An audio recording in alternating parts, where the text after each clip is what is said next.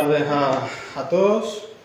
Nuevamente dar la bienvenida a Ariel aquí a Bilbao, darle las gracias por tenerlo aquí, por la implicación que ha tenido en esta iniciativa y también por darnos esta charla, este conversatorio a la Asociación Cubano-Vasca, a los miembros de la Asociación Cubano-Vasca de la comunidad cubana residente aquí en Euskadi. Y bueno, sin más preámbulos, tienes el espacio para ti. Muchísimas gracias. Gracias, Fran, y bueno, gracias a ustedes. Aunque todos somos parte de un barco que se ha hecho agua, ya no podemos hablar de un barco que está destruido. Yo pienso que es un barco que se hizo agua y que está a pique y que rescatarlo es muy costoso. Costoso no solo en términos de energías y de dinero, sino costoso también en cuanto a responsabilidad social. Y pienso que ahí todos tenemos un poco de parte, es decir, no solo son los cubanos que están dentro del barco que se ha hecho agua, que está a pique, sino también somos responsables los que estamos fuera, ya sea de manera forzosa o de manera voluntaria, pero que todavía tenemos un sentimiento de patriotismo y que queremos una Cuba libre para todos, aunque sé que muchos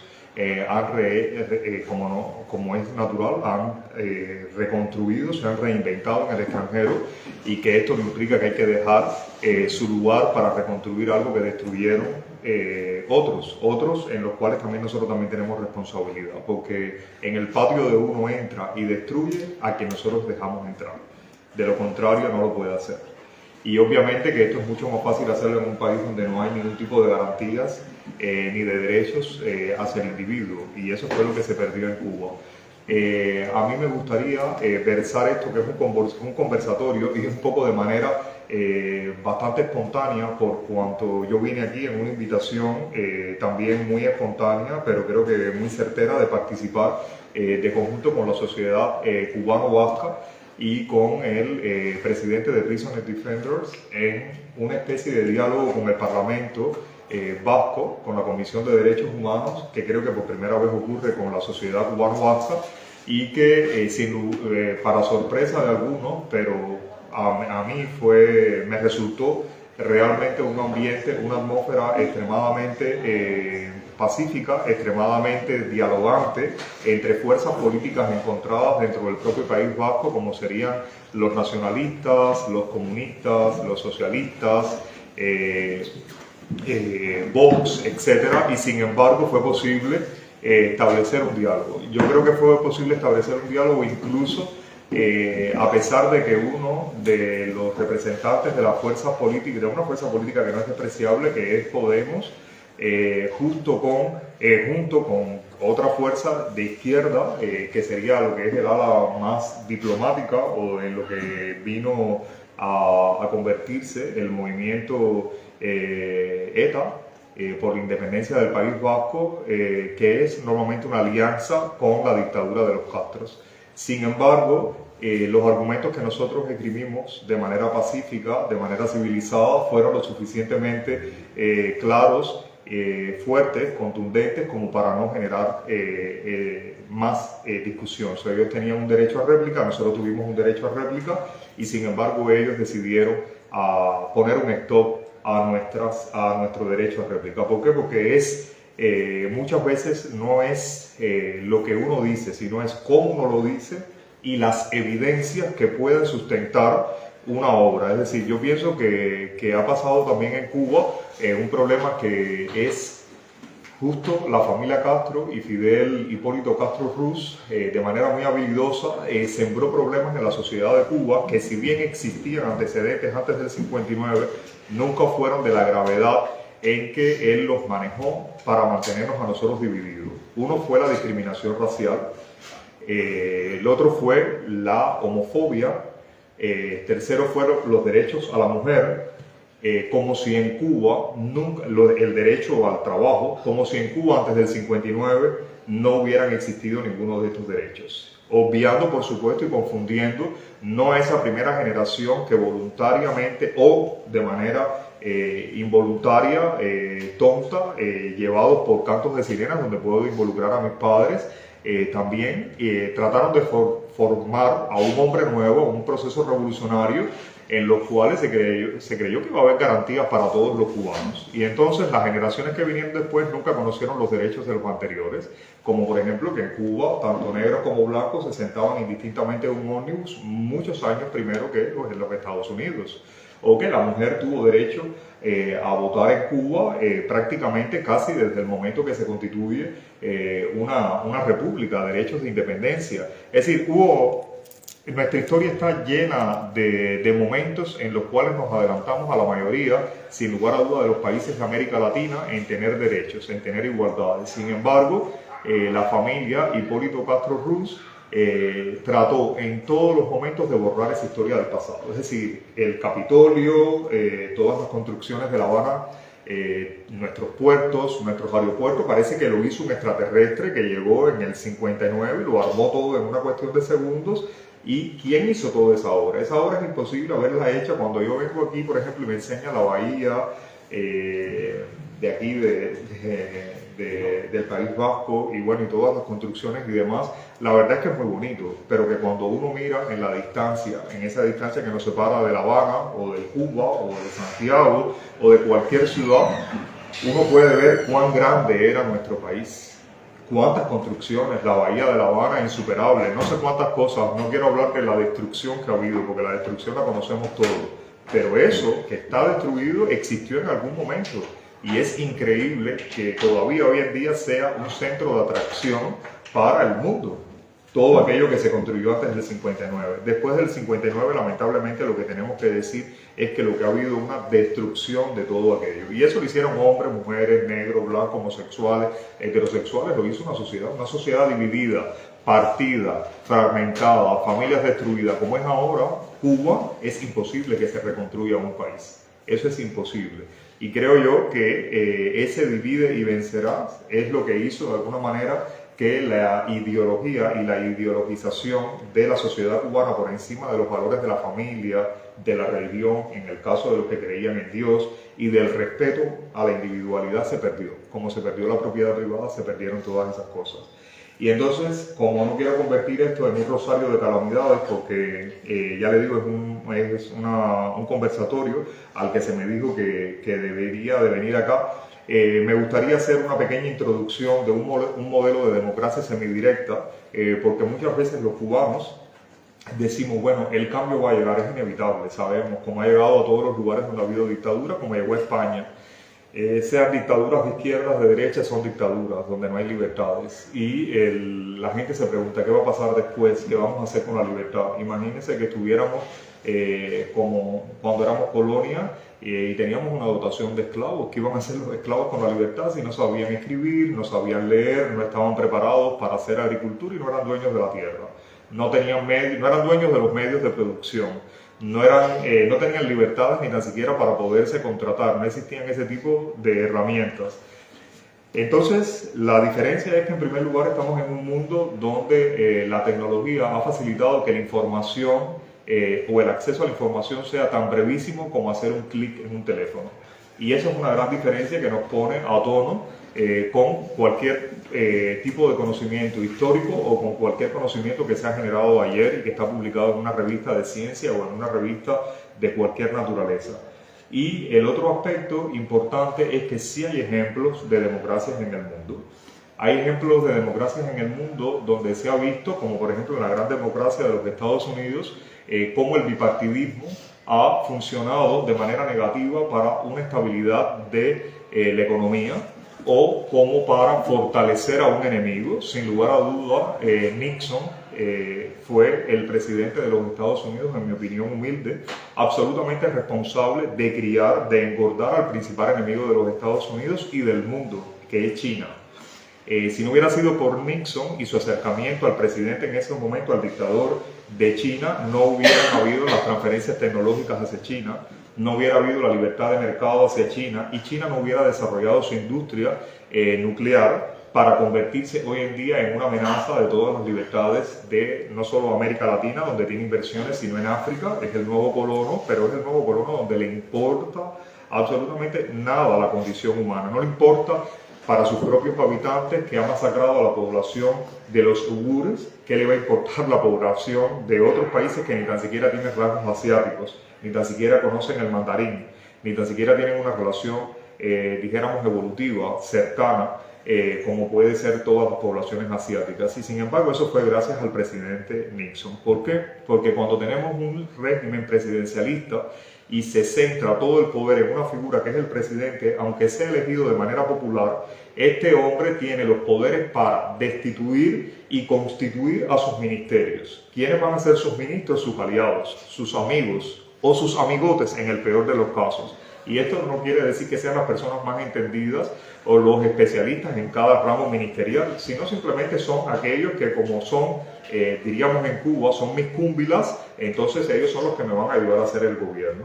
Entonces, cuando todos esos poderes se centran en una figura, esa figura puede tomar decisiones erradas como la que tomó en aquel momento Nixon y que pensó que podía ser una ventaja económica para los Estados Unidos. Obviamente que no pensó que era para los Estados Unidos, fue la manera de hacer una política, de ejercer ese arte del poder sobre los demás, y él lo que pensó fue en los tributos económicos que podía recibir de todo el empresariado norteamericano. ¿Por qué? Simplemente porque lo que facilitó con eso fue que todas las ciudades industriales, desde Chicago hasta Detroit y todas las demás, quedaran como ciudades abandonadas y ni tan siquiera durmientes.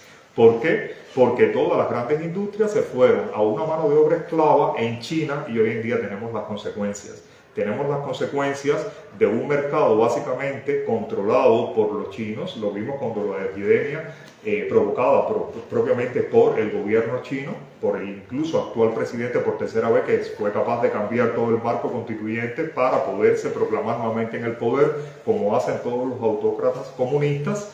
Y esto ha generado básicamente una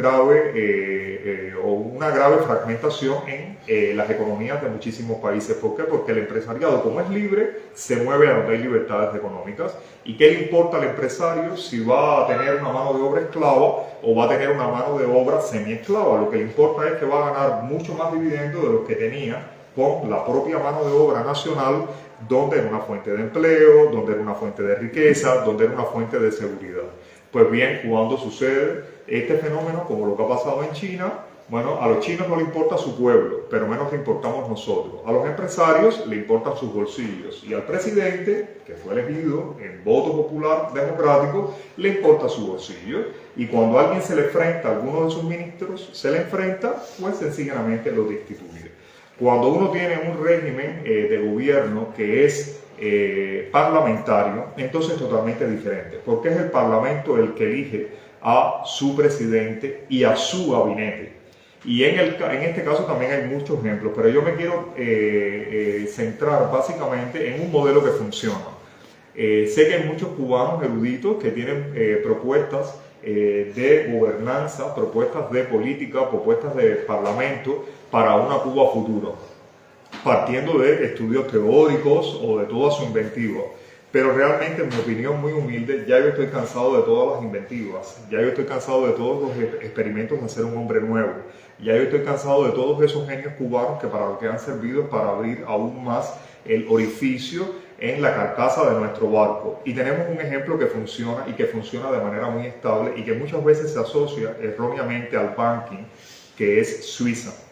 Y Suiza es una confederación que también tiene implicaciones. Si ustedes tienen algunas dudas en los términos que yo voy a mencionar, los pueden anotar y podemos discutir sobre eso. Es una confederación donde en esa confederación el primer producto o el primer renglón del Producto Interno Bruto que aporta es justamente la industria farmacéutica, sin tener una industria petrolera, que es la base de toda industria química, y sin embargo es su primer Producto Interno Bruto. El segundo son los componentes electrónicos y no tiene los minerales básicamente existentes en países de África o en América Latina que son esenciales para los componentes electrónicos.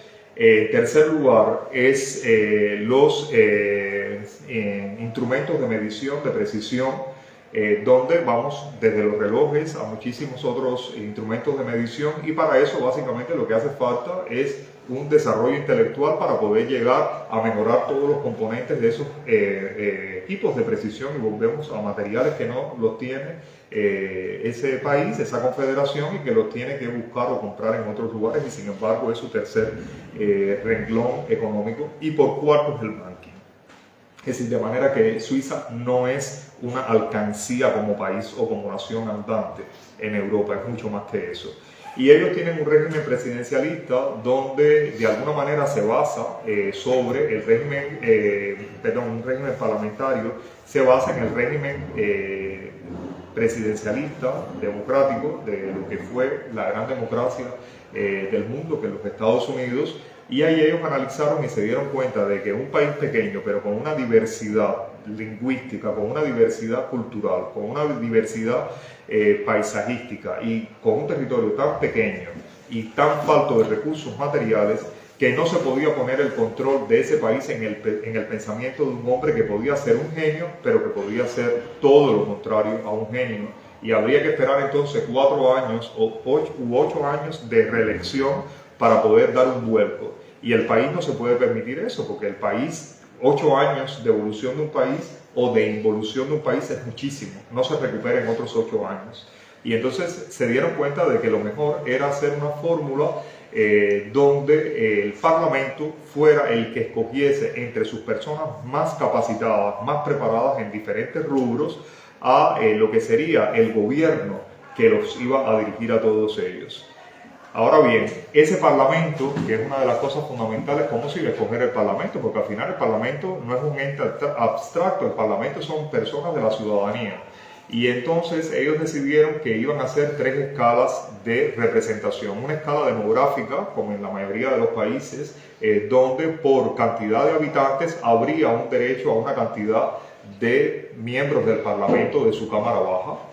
Dentro de esa Cámara Baja se seleccionarían a los integrantes que formarían una Cámara, dentro de la Cámara Baja no, sino por encima, con otros tipos de datos de votos, que lo voy a explicar ahora, se conformaría la Cámara Alta del Parlamento. Y entonces en ese caso ellos le estaban dando prioridad a que, como tienen diferentes cantones o provincias autonómicas como aquí en España, pero verdaderamente allí con total autonomía, ellos tendrían la capacidad de que por cada cantón tendrían 3 miembros fijos para representar la Cámara Alta del Parlamento, de manera que no habría un cantón que tuviese más representación que otro. Y esto es muy importante a la hora de votar, porque imagínense que ustedes en Cuba nunca van a tener una provincia con igual cantidad de habitantes por kilómetro cuadrado. No es posible por la infraestructura, por la historia, por su cultura. Hay diferenciaciones, hay provincias que son más mezcladas étnicamente, hay provincias que son más homogéneas, hay provincias donde tienen un solo renglón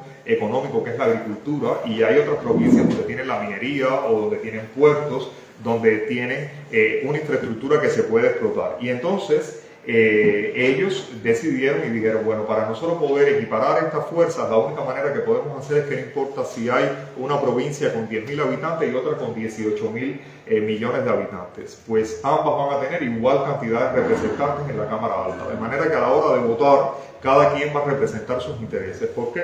Porque lo que sí tenían claro los suizos era que el hombre piensa como promedio acorde como vive, y que el hombre se empodera con sus propias propiedades, con sus propios medios, con sus propios poderes para poder generar dinero. Y ya seas un empleador o ya seas un empleado. Como empleado, acorde con tus capacidades, irás a determinados tipos de empleo. El carpintero trabajará en una carpintería y el médico trabajará en una clínica pública o una clínica estatal, en dependencia de cómo sea la disponibilidad del trabajo. Pero cada quien tendría posibilidades de ocupar diferentes nichos, diferentes hábitats profesionales que no los ocuparían otras personas, y de esa manera, con esa libertad económica rigiendo como principio, trataron de seguir estructurando el gobierno. Y luego, como es el Parlamento que constituye como tal lo que es el Poder Ejecutivo, el gobierno, entonces en ese gobierno estarían representadas las principales fuerzas políticas. Fíjense que fui hablando de 3 escalas. Demográficamente, la Cámara Baja del Parlamento, por provincias con igual cantidad de votantes estarían representadas la Cámara Alta del Parlamento, y el gobierno sería escogido acorde como las fuerzas políticas. Y para eso ellos crearon una fórmula de concordancia y dijeron, pues tampoco me va a importar cuántos votantes tiene la principal fuerza política o la segunda fuerza política o las que sean. Las tres primeras fuerzas políticas van a tener 2 miembros de gobierno que van a ser votados por el Parlamento. Y habrá la cuarta fuerza política, que es una fuerza política minoritaria o emergente, porque hay muchas fuerzas políticas que emergen en una nación de un año para otro año porque se conforman, dadas las irregularidades, una falta de conformidad con la política que ha seguido alguna fuerza política, y se reconstituye y puede tener derecho a un ministro. Estos 7 concejales, que a su vez son los que representan solo 7 ministerios, que de eso vamos a hablar, cómo se reduce toda la burocracia del gobierno a la mínima expresión. Una de las razones por las que es el país con menos corrupción en el planeta es justamente por esa reducción de todo el aparato burocrático para controlar, porque al final el gobierno es una fuerza de poder de control sobre el resto de las demás instituciones que se generan, ya sean privadas o gubernamentales, dentro de una nación. Y entonces ellos generaron esa fórmula de concordancia, de manera que no iba a haber pleitos por la presidencia, de manera que no iba a haber gastos por campañas electorales, porque aún usted invirtiera todos los millones habidos y por haber, blanqueando o no blanqueando dinero, usted iba a tener la misma cantidad de representantes como fuerzas políticas en el gobierno. ¿Y qué daba eso? Una estabilidad. Pero a ellos no les bastó con eso. Ellos dijeron, ok, nosotros tenemos una estabilidad en esos ministros que no fueron elegidos por un presidente, pero el primer ministro va a ser rotativo. Cada año va a haber un primer ministro, pero ese ministro va a ser seleccionado bajo un principio que nosotros vamos a instituir. Y este principio son los pares interprimos. ¿Qué quiere decir este principio? Este principio dice que cualquiera de los 7 miembros concejales de la presidencia, de esos ministros, tiene el derecho a ocupar el cargo de primer ministro o de presidente ejecutivo dentro de esa nación, dentro de esa confederación, con la diferencia de que nada más que va a poder estar en el poder un solo año, con la diferencia de que no va a tener ningún tipo de poder de decisión sobre los demás miembros del gobierno, y con la condición de que no va a tener tampoco el derecho a destituir a ninguno de sus concejales ni de ministros. Y por tanto eso genera una estabilidad. ¿Quién puede, por una moción de censura, destituir a estos concejales o a miembros del Parlamento? El soberano, que es el pueblo. Cuando el pueblo verdaderamente es el soberano, cuando el pueblo de verdad hay una democracia, cuando el pueblo es capaz de decir el presidente o el Consejo de Ministros que está funcionando realmente no representa los intereses de la nación y lo puede votar para destituirlo, estamos hablando de un soberano que es el pueblo. Cuando el pueblo no tiene ese derecho y el derecho lo tiene otra cámara dentro del gobierno o la fuerza política que domina, no hay una verdadera democracia. El soberano no es el pueblo, el soberano es la fuerza política. Y eso lo vemos aquí en España, no solo lo vemos en los Estados Unidos, con los grandes problemas que ha habido en gobernabilidad con Trump y ahora con Biden. Básicamente, y el descontento popular, y como vemos cómo un país cambia de una posición a otra en dependencia del presidente. Pues ahora el presidente simplemente es una persona que responde a intereses de la política exterior, no tiene poderes sobre los demás, y entre los 7, que es el otro principio que se instituyó, que es el de colegiatura. ¿Qué quiere decir el principio de colegialidad o máxima colegiatura? Significa que a nivel de gobierno, para trazar cualquier política de país, los 7 miembros concejales tienen que estar de acuerdo.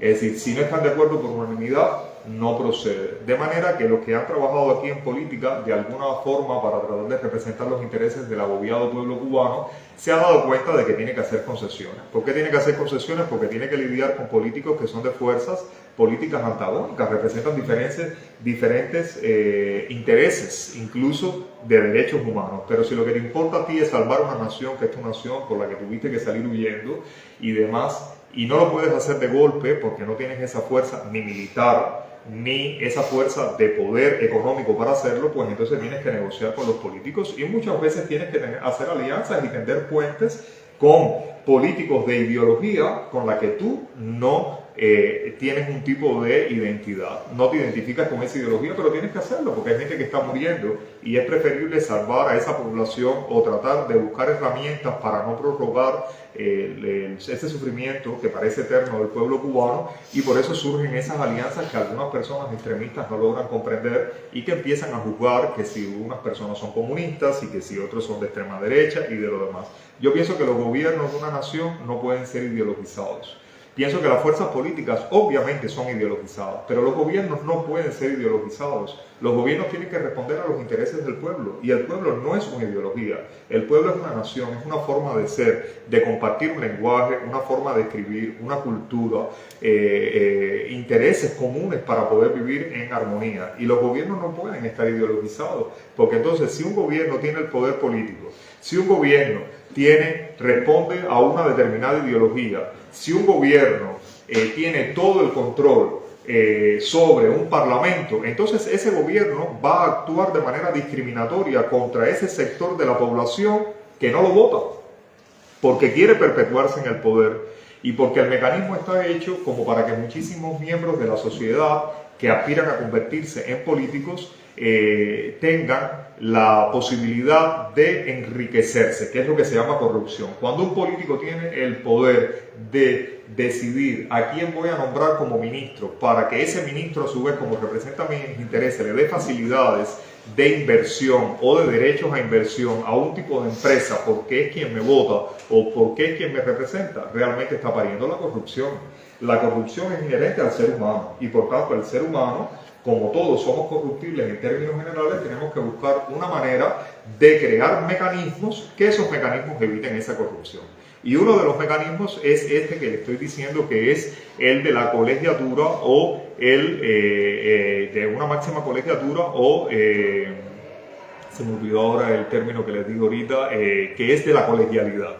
Y es el hecho que las 7 fuerzas políticas que están representadas tienen que estar de acuerdo por unanimidad para poder aprobar un mandato, para poder aprobar una determinada direccionalidad hacia dónde debe ir el país, el cobro de los impuestos, etc. Pero no basta con eso.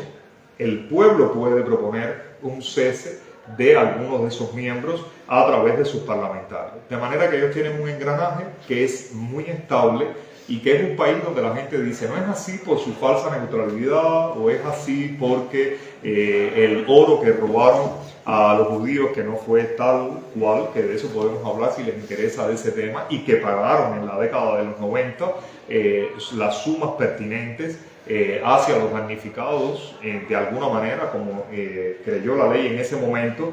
Pero lo fundamental en esta historia es que es un país donde tú no te enteras del antagonismo de las fuerzas políticas. Y no te enteras del antagonismo de las fuerzas políticas porque independientemente de la cantidad de votantes, lo que se impone es una colectividad. Es el poder, es el derecho del soberano y es que el país vaya adelante, seas de izquierda, de derecha, de centro o de todas las clasificaciones que se quieran hacer. Y así es como ese pequeño país, que es casi 2 veces y medio más pequeño que Cuba, con mucho menos recursos naturales que Cuba, su único recurso natural realmente es el agua, y Cuba también lo tiene y está rodeada de mar y no tenemos ni peces ni pescado, o mejor dicho, los peces no los tenemos por una mala política de manejo ambiental y sobrepesca, incluyendo del antiguo Ministerio de la Industria Pesquera, y no tenemos pescado simplemente porque tampoco tenemos una flota que pueda pescar en aguas internacionales porque perdimos toda la infraestructura, se perdió todo, y todo eso ha sido por las decisiones unilaterales de un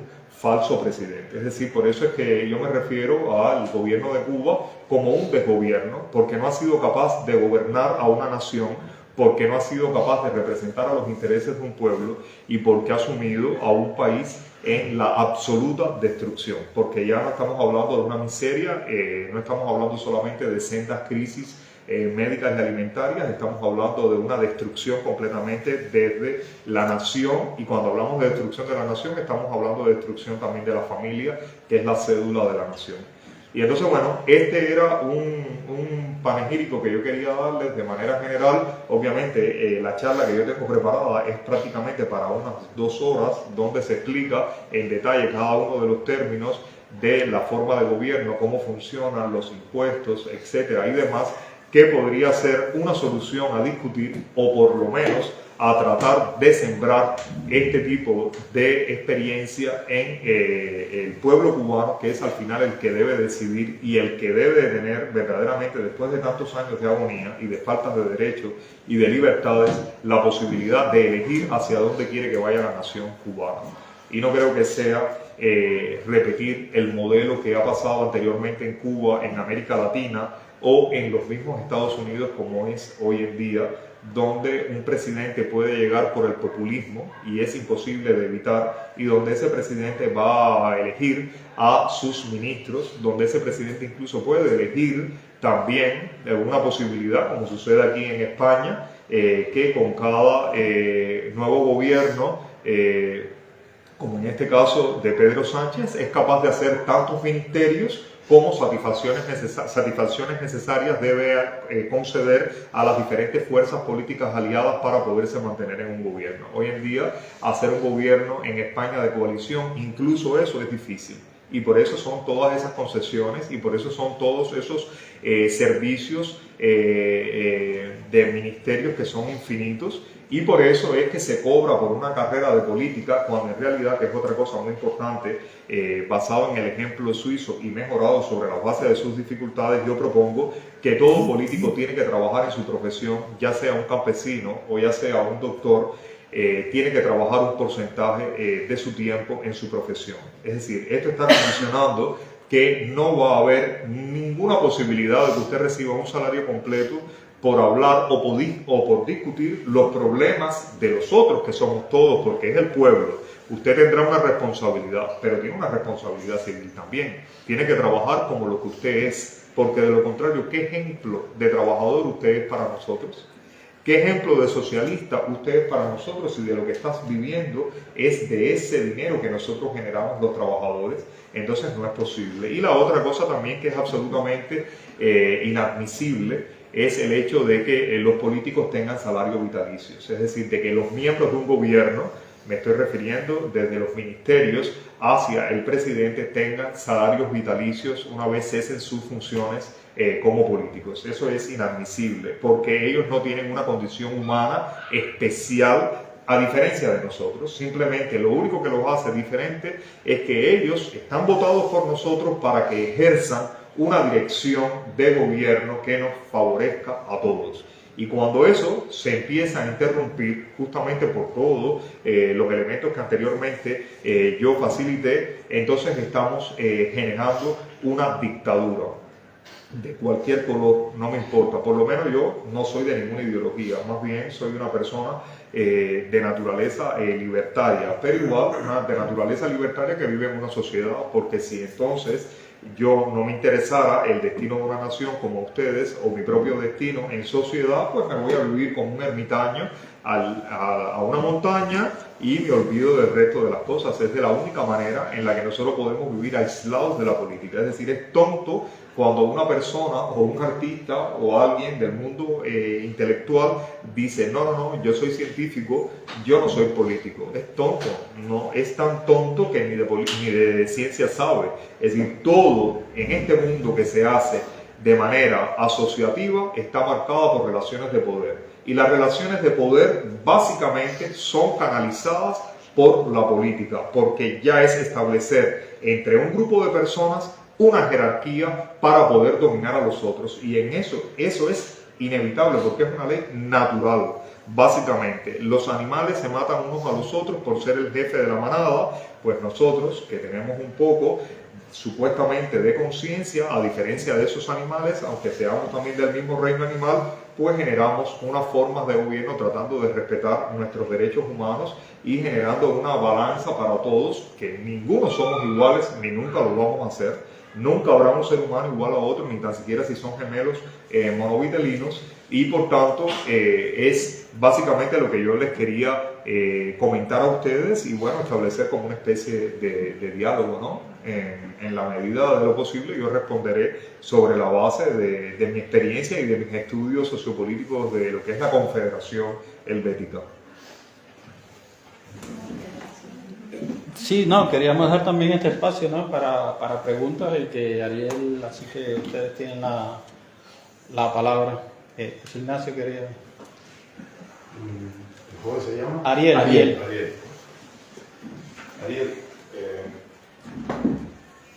he aprendido cosas nuevas escuchando.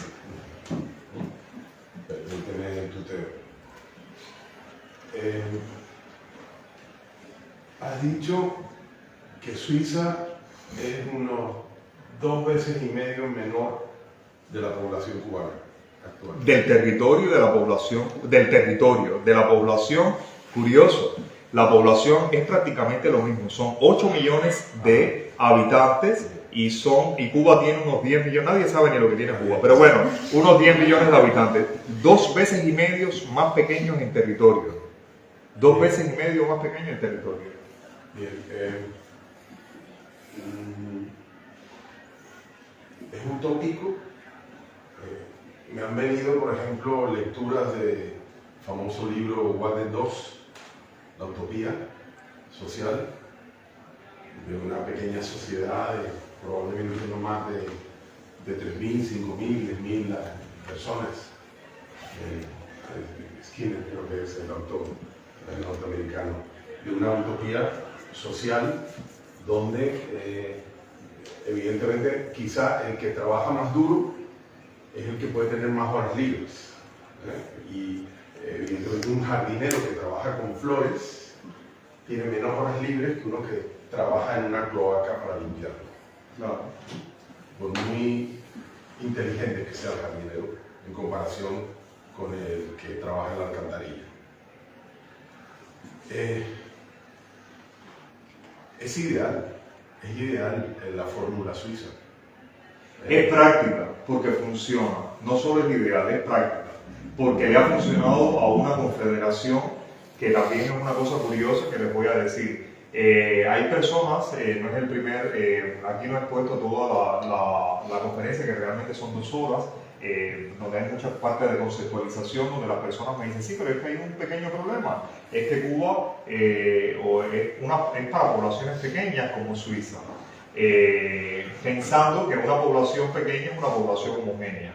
Ya les digo que no es mucho más pequeña que la población de Cuba, lo que es un pequeño territorio y desprovisto de recursos naturales. Y segundo, es extraordinariamente diversa. Probablemente Suiza esté en estos momentos entre los principales, entre los países que forman el número cimeros de ranking más diversos del planeta, porque es un país donde hay 4 lenguas oficiales. Es un país donde esas 4 lenguas oficiales están distribuidas en diferentes cantones que a su vez tienen diferentes fuerzas políticas y que a su vez tienen diferentes demografías. Incluso una de sus lenguas oficiales, que es el alemán para las 3/4 partes del país, y sin embargo las 3/4 partes del país hablan una lengua que no es oficial, que es el suizo alemán. ¿Y por qué el suizo alemán no se ha constituido en su lengua oficial? Porque son sinnúmeros de dialectos, casi como de montañas, en los cuales pueden haber 2 extremos, como el dialecto de Berna y el dialecto de el Alto Valais, que es el Wallis-Stitcher, que unos no pueden entender a los otros, y sin embargo, para poderse entender, han buscado una lengua básica, que es la que se escribe y la que se estudia, que es foránea, que es el alemán. Entonces, hasta en eso es diverso, hasta en eso hay concesiones, y sin embargo, en un parlamento donde se hablan a la vez 4 lenguas oficiales, se entienden y tienen una regularidad. Eso no quiere decir una igualdad, claro que no hay ninguna igualdad. Lo que pasa es que hay principios en los cuales cuando tú forcejeas es como un caballo forcejeando en una cuadra. ¿Qué puede hacer el caballo? Podrá tirar patadas a todo lo que sea, pero va a tener paredes alrededor.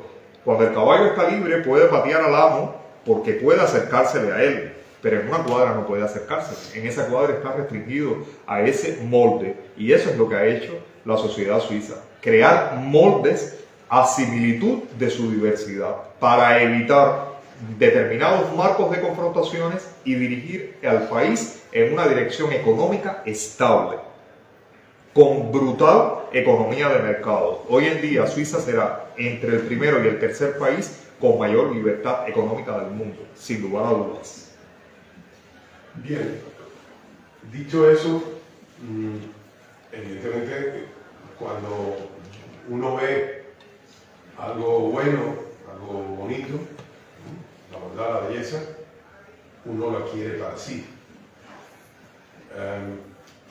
El problema está en que somos individuos en ciertas sociedades diferentes. Siempre se ha especulado de que nuestras sociedades son sociedades latinas, sociedades, en nuestro caso, iberoamericanas, y en España se está viendo, y en algunos otros países también occidentales, dentro de la fórmula de política occidental o de cultura occidental, que es prácticamente imposible, utópico, el lograr, a no ser que se trabajara en ámbitos sociales pequeños, ese tipo de optimización social, ¿no?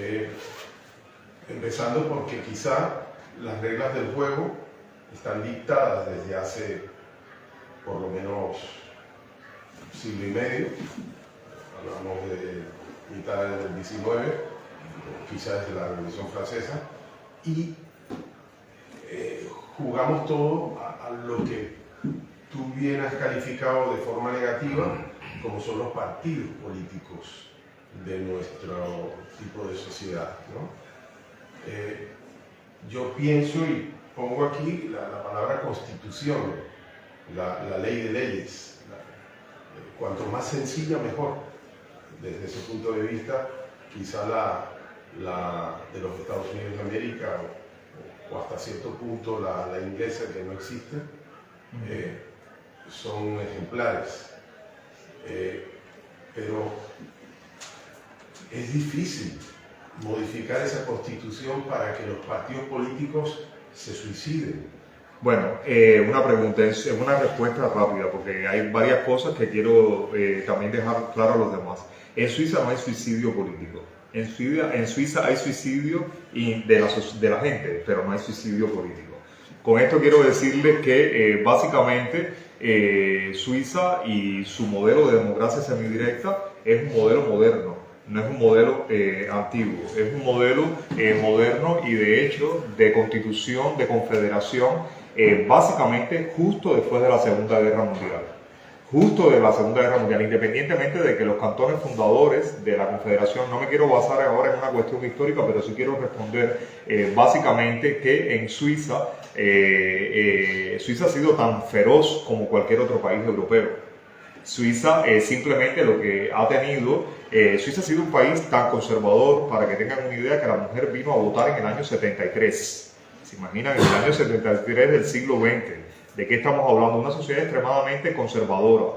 Sin embargo, lo que sí se ha dado cuenta un ciudadano suizo que tiene el derecho a la moción de censura, que tiene el derecho al referéndum de la Constitución, que la Constitución suiza puede cambiar todo el tiempo, siempre y cuando el soberano lo decida. Por tanto, no hay constitución estática, porque la Constitución no precede ni a una forma de gobierno, ni a un partido, ni a una nación. La Constitución es algo incluso de lo que se puede carecer, como dijo el colega, el amigo, como Inglaterra, que no la tiene, que es verbal, básicamente. Ahora, no es una condición, una Constitución. Y además hemos visto cómo las dictaduras latinoamericanas violentan la Constitución, cambian la Constitución a su antojo, y no es el pueblo, el soberano, el que toma la decisión del cambio ni el que la aprueba. Son ellos y sus fuerzas políticas en el Parlamento. Pues en Suiza no hay ningún tipo de suicidio de una fuerza política ni nada por el estilo. Hay fuerzas políticas mayoritarias sobre otras que ejercen determinado poder. Pero el poder mayor de un gobierno no puede estar en ninguna fuerza política. El poder mayor de una nación tiene que estar en el individuo. Y cuando uno comprende eso como fuerza política, establece una gran diferencia. Establece que la diferencia es el poder para la nación, no el poder para mí como fuerza política, porque yo no existo, yo soy algo absolutamente subjetivo. Lo que es objetivo es el individuo en una sociedad. Lo que es objetivo es el obrero, el campesino, el médico, el trabajador. Sin las fuerzas trabajadoras no habrá riqueza, y sin riqueza no hay nación. porque estamos claros que no hay nación que pueda sobrevivir sin riqueza, sin generar riqueza. Los ejemplos son todas las autocracias que hay en Asia, en África y en América Latina. Incluso una nación volviéndose rica sobre la base de la explotación de sus ciudadanos como China, en qué es lo que ha acabado en un ejemplo de un monstruo para su propia población. Miren lo que está pasando en Hong Kong, lo que ha pasado con los uigures, lo que puede pasarle a un Taiwán próximamente, que no ha sucedido básicamente porque han visto la reacción de todo el mundo occidental como un bloque, incluyendo a Suiza con su supuesta neutralidad, contra la Putin de la KGB. De lo contrario, China hubiera metido manos también a Taiwán porque se hubiera basado en su impunidad.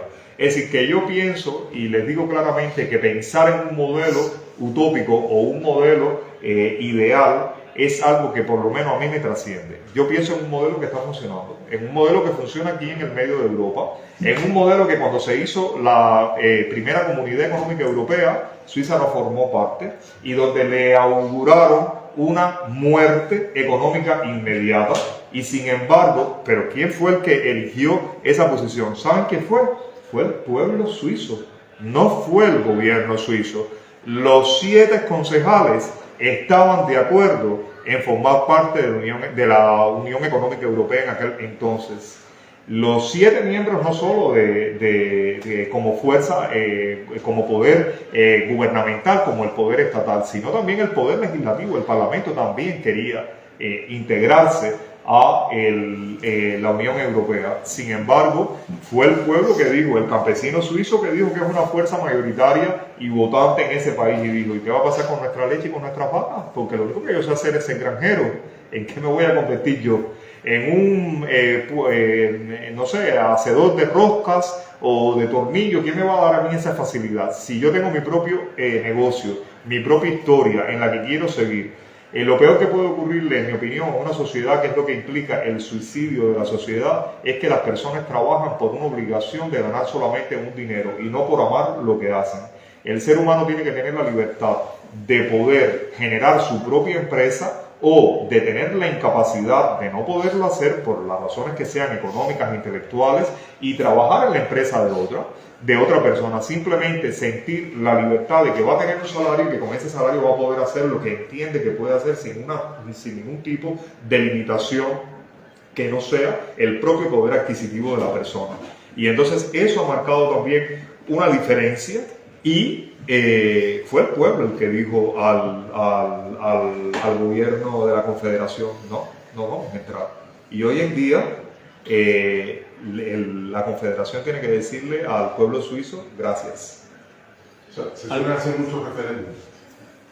No se suele, no es obligado cada año, discúlpenme un momento, pero le voy a responder obligatoriamente. Primero, el referéndum es un derecho del soberano. Puede hacer referéndum de absolutamente cualquier ley realizada o emanada del Parlamento, que es el poder legislativo. Cada año, a final de cada año, las principales acciones que van relacionadas obviamente a la economía del país, porque ¿de qué ustedes hablan en su casa? Solamente de amor y demás, de las vacaciones, hablan del bolsillo, señores.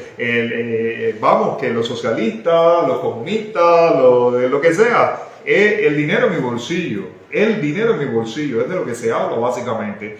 Bueno, pues eso es ante el pueblo, y hay referéndum del pueblo ante cualquier legislatura de ese poder parlamentario.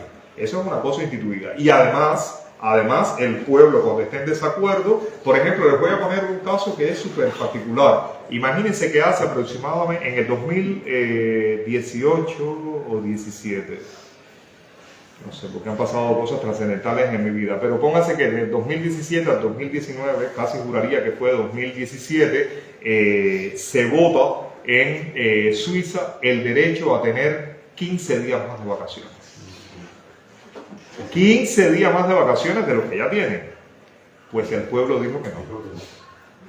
Entonces, ¿por qué el pueblo dijo que no? Les voy a explicar muy simple. Porque el pueblo sabe que el poder está en ellos, que la economía de ese país está en ellos, que cuando van al paro tienen realmente un amparo social, que cuando ya no pueden ejercer una profesión porque antes trabajaban en los servicios gastronómicos y tienen una lesión corporal en el esqueleto que ya no lo pueden hacer, pues le pagan incluso la formación en otra carrera que puede ser totalmente diferente como recursos humanos, y esa persona con 52 años puede trabajar nuevamente, reinsertarse en la sociedad. ¿Por qué? Porque ese país, que es el pueblo, ha comprendido que en lugar de tener vagos pensionados del Estado, lo mejor es tener personas trabajando, aunque sea a poco tiempo, porque va a estar generando algún tipo de riqueza y por tanto va a tocar a un poquito más entre todos los demás, porque no se puede vivir de impuestos solamente. Un país tiene que vivir de su riqueza que genera, pero no solamente es a base de impuestos, porque si no, el gobierno le va a poner cada vez más impuestos al pueblo, más gravámenes, para poder sobrevivir mucho mejor. Y al final va a haber un descontento absolutamente del pueblo que les va a querer echar, porque cada quien quiere el dinero. Yo no quiero que de mi dinero que yo hago tú me quites a mí un centavo. Me vas a quitar una norma en la que vamos a estar de acuerdo, pero de ahí al igualitarismo, de ahí a que todos los años suba porque yo tengo un endeudamiento de pensiones o porque yo tengo esto, porque yo tengo lo otro, va una diferencia que es enorme, que es brutal. José, que habla. Ariel, ¿cómo hacer llegar a esta nueva forma de pensar, de organizar la sociedad al pueblo cubano? Bueno, yo creo que tú estás enfocado, esto que estás haciendo pues forma parte de eso. Pero nosotros estamos fuera solos. ¿Cómo hacerlo llegar a los que están dentro? Que están tan obsesionados, que si con la Constitución del 40, la Constitución del 41 y los otros, porque todos siguen igual, porque se han adaptado a vivir en la miseria. Déjame terminar un momento porque podemos regresar. No, pero relacionado. Yo creo que en referencia a lo que dice José, porque tendríamos que ver si eso, el Supremo, el pueblo, está capacitado para este modelo, que yo creo que con la deformación que tenemos de 63 años, no lo estamos. Ahora mismo, 64, ahora mismo tú, ese mismo ejemplo que pones de los 15 días de vacaciones, yo creo que al cubano tú le dices que quiere un año, no quiere 15 porque está adaptado a eso.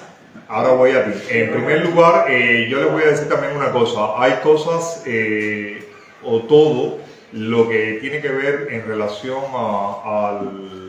al camino de una nación va en función de su riqueza. Cuando no hay riqueza no hay vacaciones. Cuando usted no tiene dinero no tiene vacaciones como individuo. Aquí yo les voy a decir que yo tengo dentro de mis limitadas capacidades, son bastante buenas para simplificar las cosas. Porque si las cosas son complejas, ¿para qué las vamos a hacer? Mejor nos tiramos delante de un tren, porque nunca las vamos a lograr. Esto es tan simple como lo que yo te estoy diciendo. Tú puedes querer tener un año de vacaciones, pero si no tienes dinero y no tienes cuenta bancaria y no tienes crédito, ¿cómo vas a disfrutar las vacaciones? ¿De qué vas a vivir? ¿Quién te va a pagar tus medicamentos? Tan simple como esto que yo les estoy diciendo. El cubano ese que tú dices que no está educado, que está dentro de Cuba, que los hay educados y los hay mal educados, y no te hablaría del cubano, te podría hablar del español. Es tan simple como el hecho de que tú comprendas cómo es tu vida y cómo es tu vida como individuo. Desde el primer momento en que no pueda haber un dinero que cubra un seguro social, desde ese mismo momento tú no vas a tener garantías para tu salud. Porque ¿quién hace las garantías de tu salud? La hace el gobierno, no la hacen los trabajadores. El dinero sale de algún lugar. El gobierno no hace dinero. El gobierno no hace dinero. El gobierno ocasiona gastos. Pero son gastos necesarios para dirigir una nación, porque si no, no podemos vivir en colectivo. Cada familia, cada casa sería un propio gobierno, y aquello serían las guerras medievales por un escudo familiar, ¿entiendes? De avanzar sobre una familia o sobre otra familia. No nos hemos organizado de esa manera. Ha habido un determinado desarrollo y se ha visto que en colectivizar de alguna manera formas de vivir de una nación es lo que nos hace fuerte y lo que nos hace competitivo ante otras naciones y poder establecer un determinado poder económico, porque de lo contrario no hay posibilidad. Un individuo no puede hacer un banco. Un individuo tiene que hacer un banco en la medida en que haya una estabilidad social que permita a las personas que ingresan su dinero en ese banco a que va a haber un respeto, a que va a haber una regularidad, a que cuando el Swiss Credit Bank caiga en una bancarrota, sus usuarios no van a perder sus dineros y van a tener unas garantías.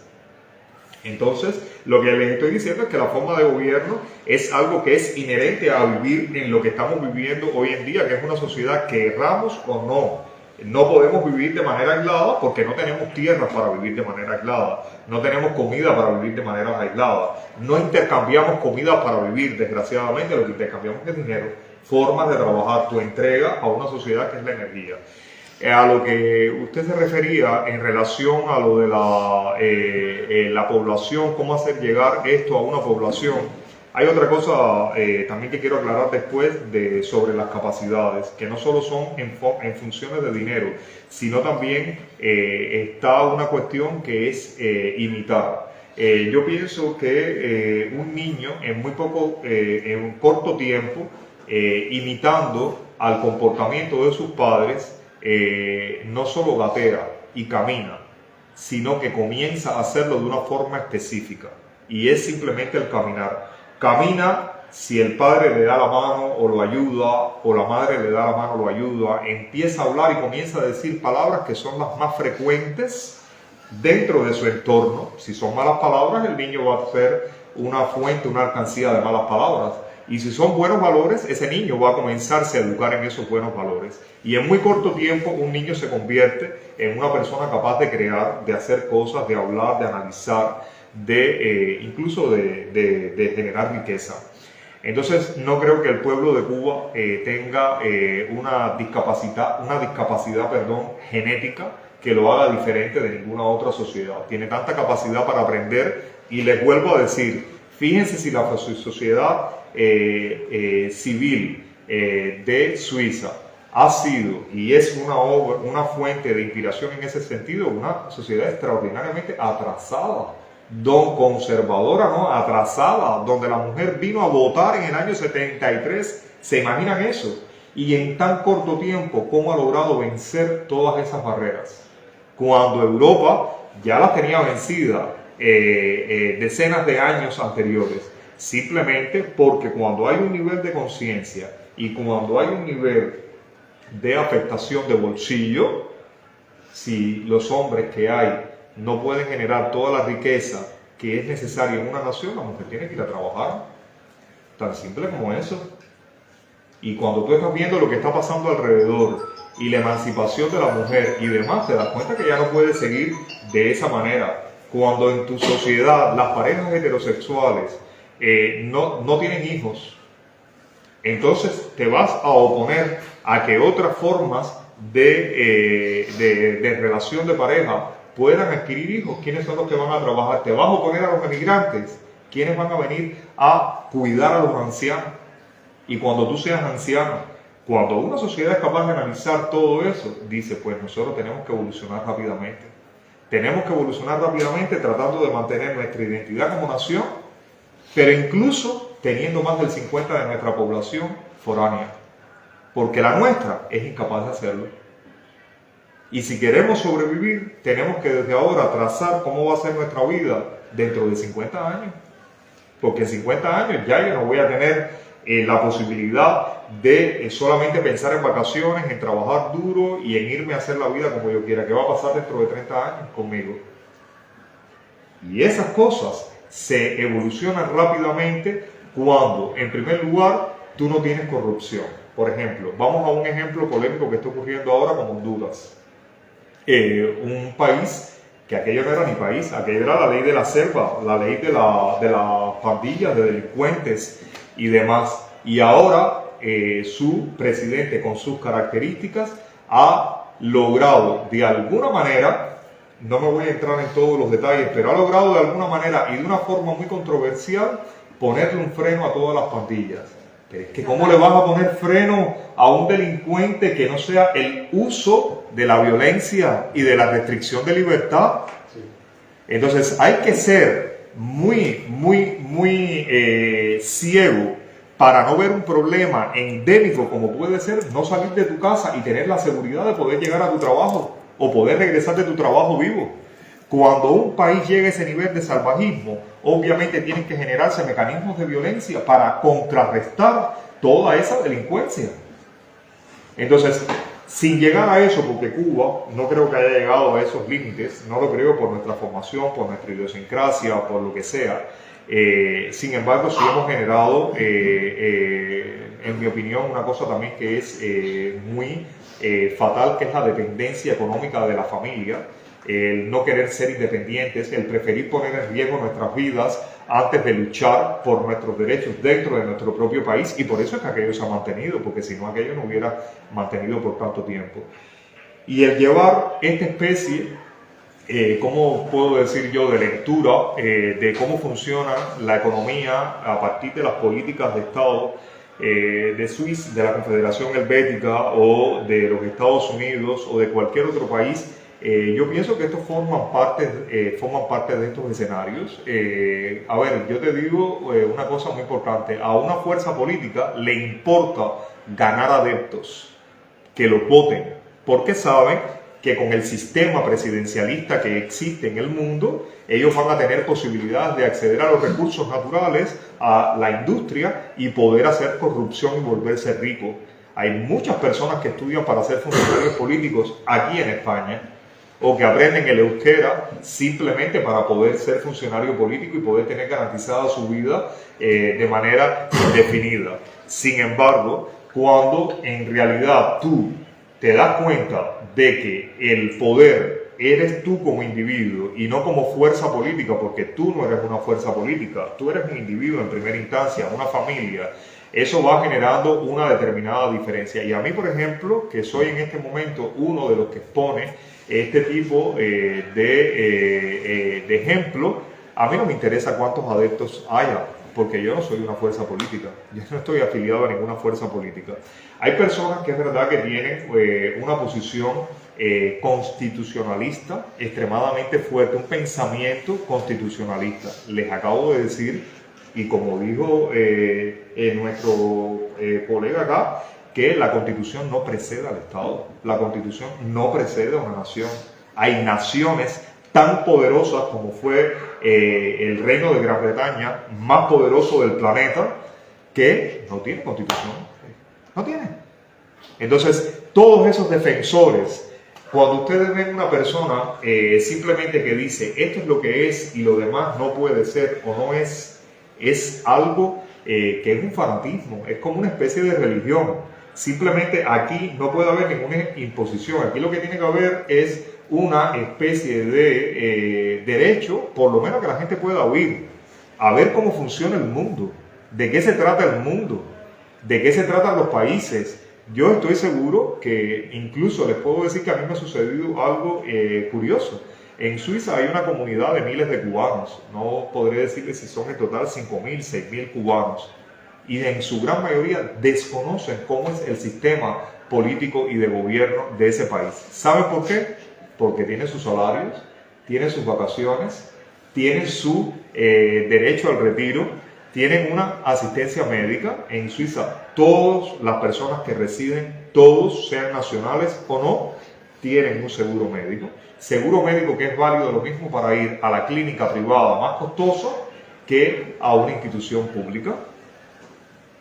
Si lo puedes pagar o no lo puedes pagar, un requisito para estar en el país es tener ese seguro médico. Por tanto, una compañía te tiene que acoger aunque tengas el cáncer más severo o aunque tengas la enfermedad infecciosa más severa. ¿Y por qué te tiene que acoger? Porque obviamente el pueblo y las mismas compañías aseguradoras saben que ellas viven de muchísimo más que todo el mundo tenga un seguro. Es decir, la garantía para todas estas aseguradoras médicas es la siguiente. Es decir, mientras nosotros tengamos una población más sana, que nos pague más, nosotros vamos a tener más dinero. ¿Es cierto o es falso? Y una manera de tener una población más sana es una población que tenga su seguro y que cuando se enferman algunos miembros los podamos asistir y que no se conviertan en un foco que propague una enfermedad infecciosa o de la naturaleza que sea, pero que además le transmita seguridad a todos mis trabajadores que el día que yo me enferme yo voy a tener una seguridad que me va a atender y por tanto yo voy a trabajar hasta el infinito, mientras pueda, mientras mi salud pueda, porque voy a tener derecho a mi dinero, a mis vacaciones, a mi seguridad. Nadie me va a robar mi pensión. Mi pensión no va a estar dependiente de quién es el que va a pagarla dentro de 30 años, cuando yo me jubile o algo por el estilo, porque el mecanismo de la sociedad se va engranando, porque las personas van pensando como un colectivo, pero no como un colectivo donde tú y yo somos iguales, no, en un colectivo donde tú y yo tenemos los mismos derechos a vivir ante la ley, que eso es diferente a que tú y que yo seamos iguales. Y entonces esos son los discursos que se confunden y que tratan de llevarse. Y al pueblo de Cuba, yo soy un servidor como lo mismo que pueden ser ustedes, como ustedes pueden empezar a buscar ahora en internet y profundizar más y comentarle a sus familias dentro de Cuba y demás. Pero no creo que ni nosotros somos las personas más brutas del planeta, ni pienso que los cubanos que están dentro de Cuba son las personas más miserables de espíritu del planeta. Creo incluso que somos bastante buenos, que en condiciones de la miserabilidad y la falta de derechos que hemos tenido durante tantos años, ya en otros países como en China se hubieran comido unos a los otros. De hecho, prácticamente es lo que ocurre. María, ¿qué quería? Ariel, quiero hacer una pregunta. Más o menos, los que vivimos aquí sabemos la relación que tiene el gobierno con el régimen de Cuba. Pero me interesa saber el gobierno español, el actual. Sí, el actual, con el régimen de Cuba. Y me interesaba saber cómo es la relación que tiene el gobierno o el Estado de Suiza con el régimen. Bueno, y cómo es también la migración, cómo se ve la inmigración de cubanos en Suiza. Bueno, a ver, quiero aclarar una cosa. La relación del gobierno español con la dictadura de los Castros ha sido desde la propia dictadura de 1959. Franco era amigo íntimo de Fidel Castro, además coterráneos. No podemos olvidarlo. Sí, sí, sí. Dictador es dictador, sea de derecha o de izquierda. Te lavo las manos y el bolsillo con tal de llenarme mi dinero. Así de simple. Ahora, respecto a la Confederación Helvética en relación a Cuba, buena pregunta. Si bien está claro que todo gobierno responde a los intereses de una nación y que muchísimas veces lo que se trata, cómo el pueblo se entera de las cosas, cómo un pueblo se entera de las cosas por la prensa, básicamente. El pueblo trabaja, la gente, los votantes, el soberano trabaja. No tiene tiempo suficiente para poder profundizar en conocimiento o muchas veces ni tan siquiera sabe cómo poder buscar ese conocimiento, a pesar de que esté disponible hoy en día en internet. Pues es muy importante muchas veces para los gobiernos que son parte de ese pueblo mantener un velo sobre la información. Y si la Confederación Helvética es cómplice también de la dictadura de Cuba. Es cómplice, pero es cómplice de la dictadura de Cuba porque dentro de sus filas hay muchísimas personas que te hablan porque oyen un repetido discurso y lo que hacen es amplificarlo. El discurso, por ejemplo, del podemita, ¿se dice? O podemita, que estuvo en el Parlamento vasco, ese mismo discurso lo repiten muchísimos políticos y lo repiten simplemente porque creen que es una verdad tácita y porque a pesar de que América con el Plan Marshall ayudó a reconstruir después de la Segunda Guerra Mundial a gran parte de Europa, los Estados Unidos de América son el enemigo del mundo, básicamente. Ayuda, desayuda y es el objeto de la desidia del mundo, en lo que yo no quiero profundizar ahora. Pues bien, muchos de estos gobiernos ayudan al de gobierno de Cuba. ¿Y por qué ayudan al de gobierno de Cuba? Porque el de gobierno de Cuba ha sido lo suficientemente hábil para execrar y para desterrar de manera pasiva a la mayoría de sus ciudadanos con determinada comprensión. Porque me pregunto yo, ¿por qué todos ustedes, los que son cubanos, están fuera de Cuba? Porque no podían vivir dentro de Cuba. Porque no podían vivir dentro de Cuba como ustedes querían. Porque si no, no se hubieran ido de su país.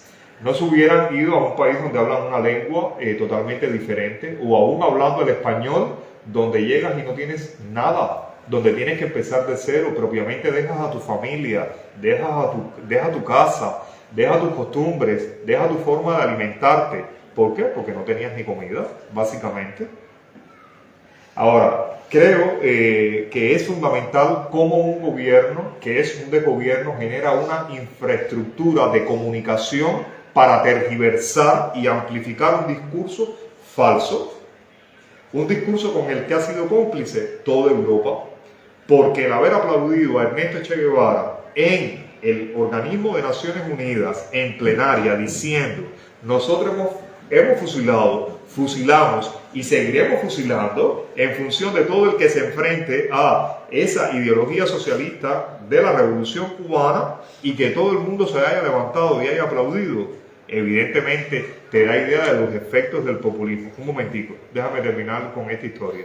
Ahí estás teniendo una respuesta clara de que el poder de la manipulación de los medios, que muchísimos medios están ideologizados y no son fieles a las noticias que ocurren, es una de las razones por las que muchos políticos están confundidos y por las que muchos políticos se han dejado de alguna manera camuflar una realidad que tiene un pueblo. Hoy en día, y a partir del 11 de julio del 2021, es muy difícil para un gobierno, para un sistema parlamentario del mundo democrático, tapar con un dedo esa realidad que hubo en Cuba. Porque antes era muy simple: si el pueblo no protesta, ¿cómo me van a decir algunas personas que son las que han podido llegar aquí por los medios que hayan sido a decirme que eran infelices en sus países? Si la inmensa mayoría está dentro de aquella cárcel y continúa aplaudiendo los largos discursos de Fidel, tienen que pensar que estaban de acuerdo con él. Entonces sí lo ha sido y sí lo sigue siendo, como muchísimos otros países, pero lo que te digo también es que lo hacen menos. Hoy en día Suiza tiene presos políticos cubanos del 11 de julio. Es decir, que recibieron asilo en Suiza. Es decir, cuando ya una forma de gobierno comienza a ver cómo se estructura las personas que llegan pidiendo ayuda, o la emigración, cómo se va comportando, entonces ya tú te das cuenta de que ya no es un problema de que me enamoré en Cuba y traje a la cubana o al cubano. Ya tú te das cuenta de que hay una fuerza que trata de irse en estos mismos, como parte de las negociaciones que sabemos que hay en Europa para sacar a los familiares de los más de 1000 presos políticos que están en Cuba. Suiza es uno de los países también involucrados.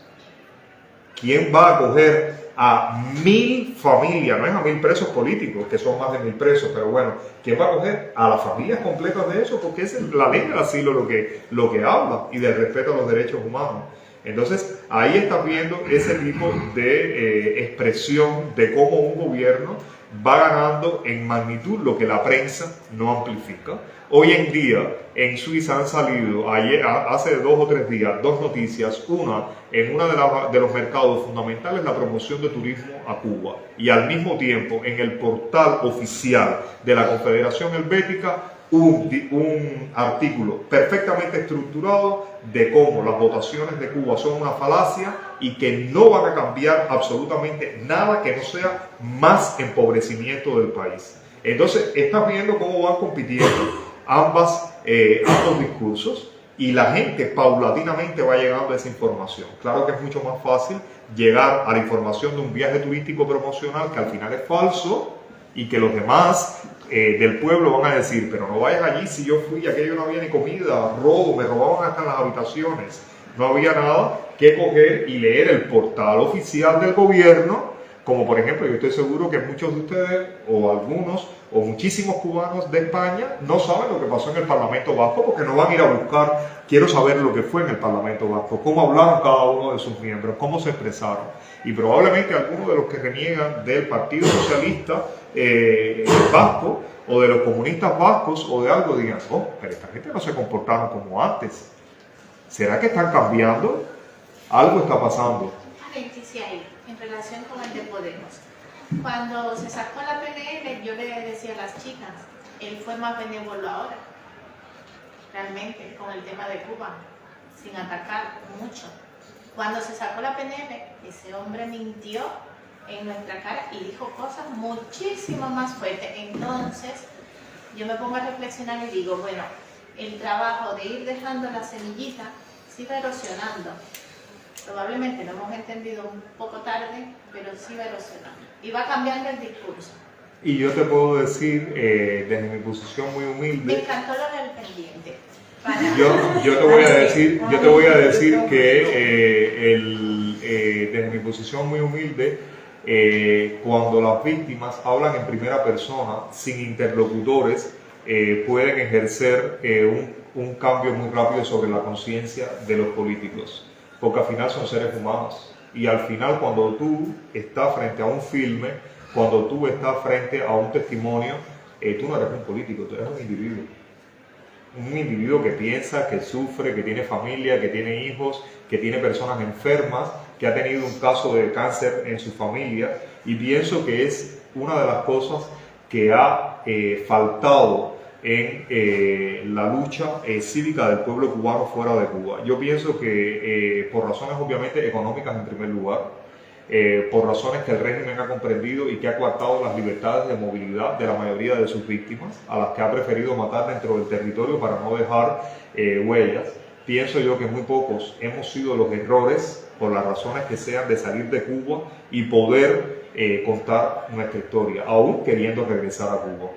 Entonces hay precios que se pagan, y yo pienso que el hecho de tener un ego en esta lucha ha sido algo contraproducente en convencer a los parlamentos tanto de América del Norte como de Europa. Yo pienso que cuando una persona sale de su país y emigra, hay una voluntad individual de cualquier manera. Es decir, cuando tú sales, a ti nadie te cogió, te esposó, te montó en un avión, te hizo firmar un pasaporte, una carta de invitación y demás. Todas las personas que salen de Cuba salen por propia voluntad.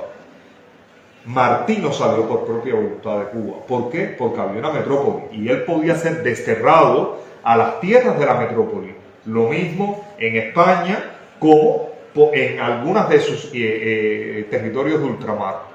Eso es un destierro de verdad. Pero cuando tú firmas algo, tú sales porque tienes miedo, pero tú no sales porque a ti, tú sales porque es tu decisión al final, y tú decides entre el terror de vivir en esa suciedad y perder todos tus derechos, o en el de sobrevivir y ganar derechos como ciudadano de otra parte del mundo. Pero a ti nadie te votó de tu país. Tú saliste por tus propios pies y cogiste un avión por tus propios pies. Absolutamente. Destierro en estos momentos solamente técnicamente es posible cuando algún ciudadano de su tierra trata de llegar a su tierra y no se lo permiten entrar, cuando eso es un derecho inalienable, que es otro tipo de destierro. Pero el salir por mis propios pies. ¿Usted cómo imagina que va a ser la transición de la situación actual a esa que nos ha expuesto, o otra similar democrática? La verdad es que... ¿Cómo se imagina la Premier? Me gustaría Me gustaría mucho decirle que... si puede ser real, ¿cómo se imagina que va a ser? Me gustaría mucho decirle que va a ser pacífica, me gustaría mucho decirle que va a ser democrática, me gustaría mucho decirle que va a ser de conciencia humana y no como bestias. Pero en Cuba, y desde tiempo y desde antaño, ha crecido el odio. Sí. En Cuba ha crecido... hay dos sentimientos que son extremadamente poderosos desde el punto de vista negativo, que es el odio eterno a quien ataca tu nación, a quien ataca tu familia, y el rencor también, que se hace eterno a quien te ha provocado daños o te ha infligido daños de naturaleza moral, de naturaleza que te ha calado el espíritu, que nunca los vas a vencer. Y yo realmente le digo que ninguna dictadura ha salido del poder de manera pacífica, a no ser que sea por la muerte del dictador. Y la muerte del dictador, cuando no se hace justicia, llega justo a lo que ha pasado en España, donde el perdón universal lo único que ha llevado es al resentimiento posterior y al nunca haberse zanjado deudas históricas. Yo pienso que los criminales tienen que pagar, esa es una realidad.